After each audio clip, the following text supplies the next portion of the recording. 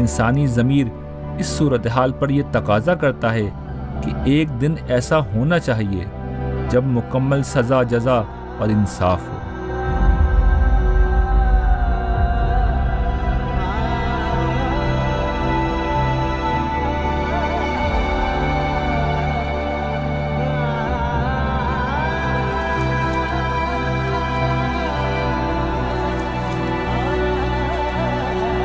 یہ میرے جوان بھانجے عبدالسمیع کی قبر ہے، جسے اسکوٹر چلاتے ہوئے پیچھے سے آنے والی ایک گاڑی نے ٹکر ماری۔ وہ سڑک پر گرا اور ایک ٹرک والا بغیر رکے اس کے اوپر سے گزر گیا۔ عبدالسمیع موقع ہی پر جاں بحق ہو گیا، جبکہ ٹرک ڈرائیور اور گاڑی والا دونوں فرار ہو گئے۔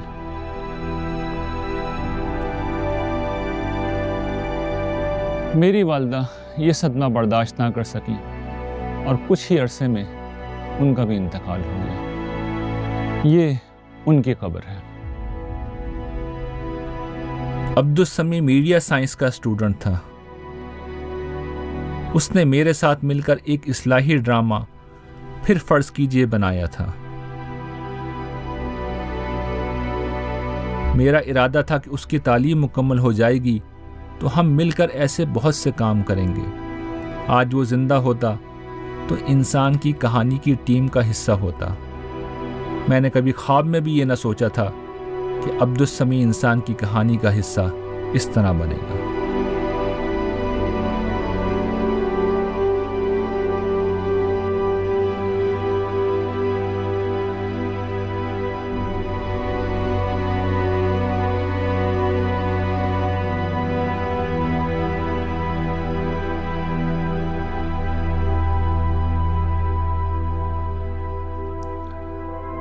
جو کچھ عبدالسمیع کے ساتھ ہوا وہ ہم میں سے بیشتر لوگوں کے ساتھ نہیں ہوتا، مگر ہمارے علم اور مشاہدے میں عبدالسمیع جیسا کوئی نہ کوئی ضرور ہوتا ہے۔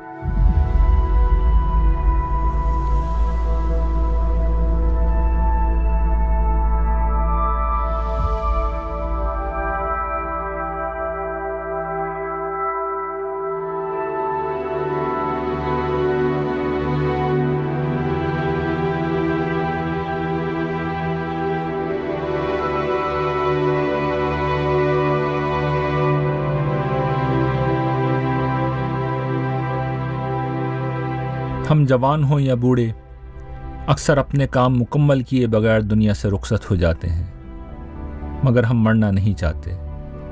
ہمیشہ جینے کی خواہش کے علاوہ ہمارے اندر ذوق جمال ہے۔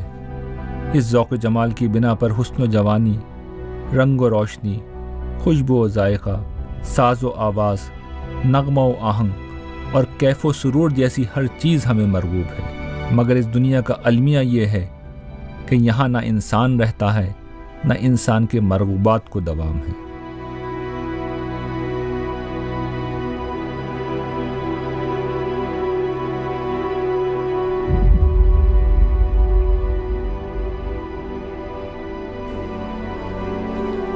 فطرت انسانی کی اسی طلب کے جواب میں قرآن مجید آتا ہے اور انسانی المیہ کو امید سے بدل دیتا ہے۔ قرآن یہ بتاتا ہے کہ جس خالق نے یہ عظیم کائنات بنائی اور اس زمین پر زندگی کے ان گنت اسباب اپنی قدرت سے رکھے، وہ اتنا کمزور ہرگز نہیں کہ مردوں کو زندہ نہ کر سکے۔ وہ ایسا بے انصاف نہیں کہ اس اندھیر نگری میں برپا ظلم کا حساب کتاب نہ کرے۔ وہ اتنا بے ذوق نہیں کہ جس انسان کو عیش دوام کا شوق دیا اس کی تمناؤں کی تکمیل نہ کرے۔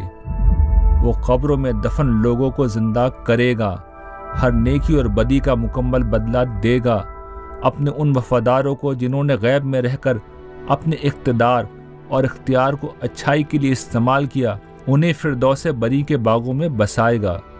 یہ وہ جنت ہوگی جہاں زندگی، جوانی، خوبصورتی، لذت اور سرور جیسی چیزیں ہمیشہ کے لیے ان لوگوں کو دے دی جائیں گی جنہوں نے غیب میں رہ کر خدا کو مانا اور اچھے اعمال کیے۔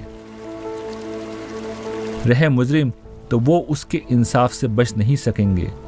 یہ اللہ کا وعدہ ہے، وہ اپنے وعدے کے خلاف نہیں کرتا۔